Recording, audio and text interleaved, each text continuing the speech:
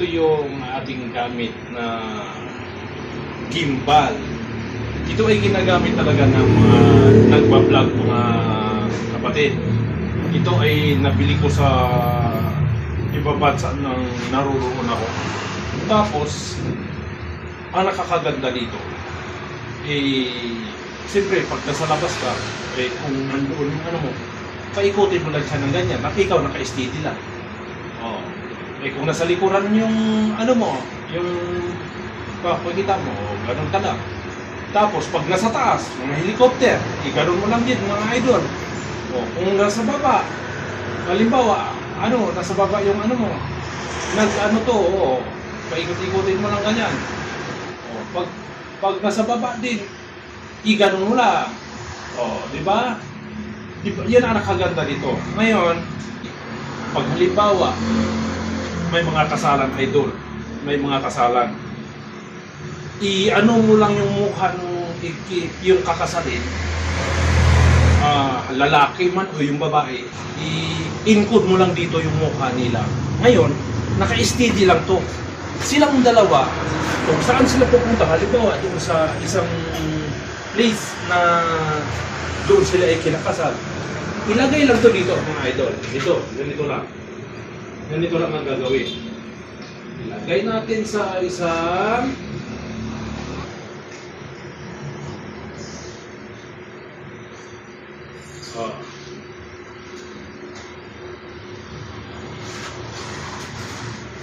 yan. Nakaganon na yan siya. Nakaganon na. Doon sa dito pa. Ito ba yung isang ipapaliwanag natin sa inyo, idol? Pag kayo ay kumakanta. Ito yung ipapaganda ng boses. Kasi, ang tawag to ay B9. Galing din po ito sa ibang bansa. Kasama to ng binili ko. Ngayon, pag kumakanta kayo, siya na mismo ang mag-a-adjust ng boses mo.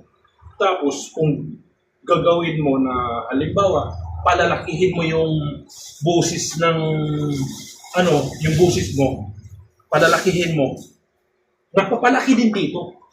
Napapalaki. Oo, napapalaki yung boses. Ang boses talaga na, nandun ka sa mic.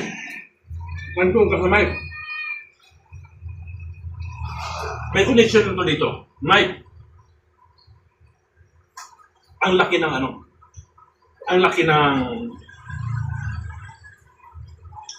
boses mo. Pag halimbawa gagawin mo maliit ang boses, parang bata, pwede rin na-adjust din dito. Kahit anong boses na ipapagaya mo dito na na gagaya ng may mga ganon. Kaya magiging kami din para sa nagkakanta. Kasi ang boses mo naman ay hindi masyado magaling. Ito ang nagpapagaling ng boses mo. Magandang gamit. Kasi kakanta ka. Siyempre, kapag nagkakanta ka, kapi-kapi muna tayo. Kasi nga,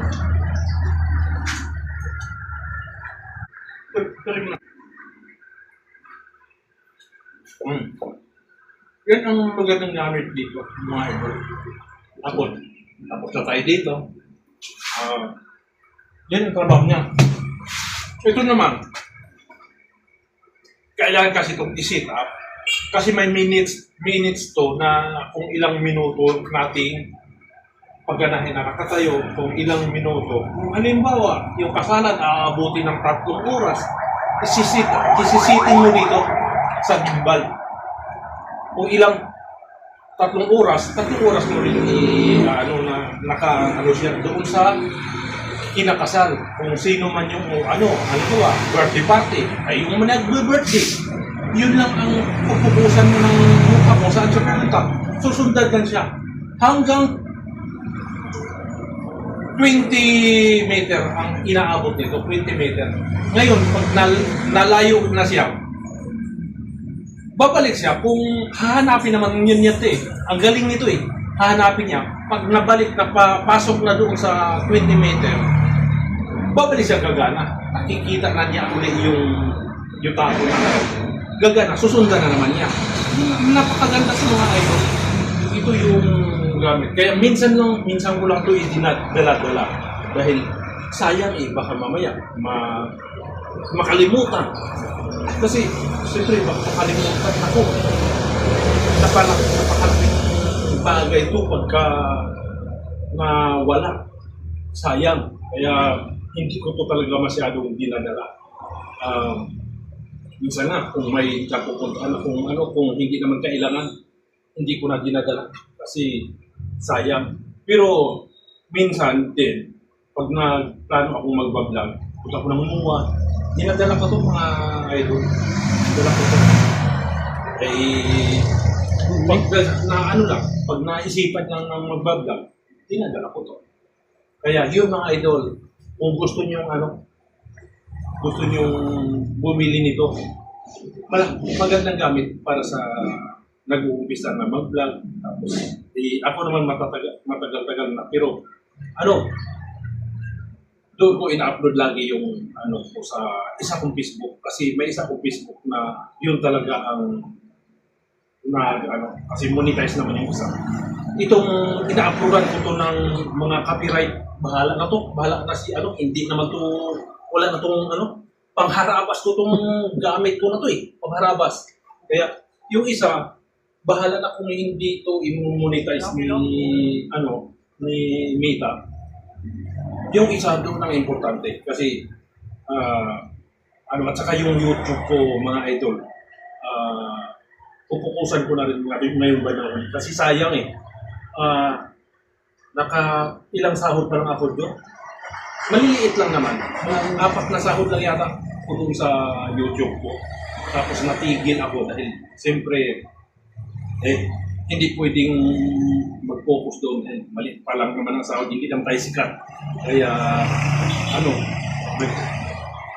lang muna ako. Pero, ngayon magandang libangan, mag-video-video.